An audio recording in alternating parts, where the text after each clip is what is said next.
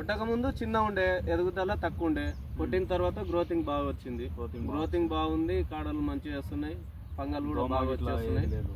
దోమ లేదు, దోమ నల్లి పేనుబంక ఏమన్నా ఉండేనా కొట్టక ముందుకు? ఉండే దోమ ఉండే ఆకులు ఎక్కడన్నా ముడుచుకపోవడం, గండు చీమలు చెట్టుకు బంకలాగా ఉండడం ఉండేనా? గండు చీమలు తినడం, జింక్ లోపం లాగా ఉండే. ఇది కొట్టిన తర్వాత మంచిగా అనిపించింది. దీన్ని చూసి మళ్ళీ నేను కూడా వాడదామని తీసుకున్నా. నేను థ్యాంక్ యూ అన్న, మంచి ఆలోచన చేసుకున్నారు వచ్చారు.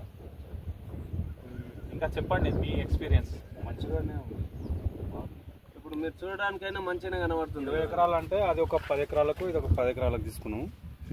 దాంతోపాటు ఇది కూడా బాగానే పనిచేసింది. ఆకు కూడా మంచిగా మెత్తగా బాగుంది. మీ దాంట్లో గూడ రాడికల్ కొట్టినందుకు కూడా మంచిగా నిలబడ్డది. బాగుంది.